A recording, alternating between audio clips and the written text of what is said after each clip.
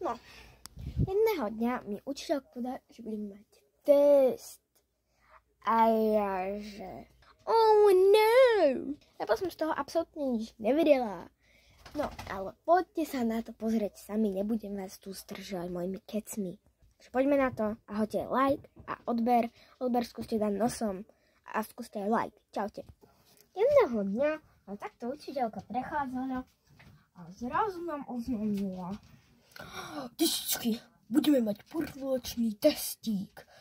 Takže len ho pripravte, pošlem vám ho, nech sa nám pripravíte a pripravte sa. Dostane 5, prepadáva a vlastne prepadáva do celého. I musí na inú školu, lebo ste prváci a musíte to vlastne trochu vedieť. No, ten dostane 1 a max 2.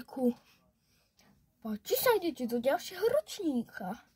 Takže sa na neho pripravte. Ach jo, to zase nedám. To bude zase na 5. Ja tomu nechápem. Kristušac. Pomoc. Snad to nejako zvládnem. Viete, ako som vám hovorila, to bude ten prvoročný testík. No, takže tu máš Terezia, tu máš Viktor a tu máš Čapika.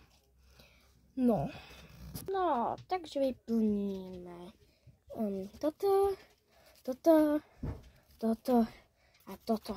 No, nejako zvládnem, aspoň na tú 2, no 3.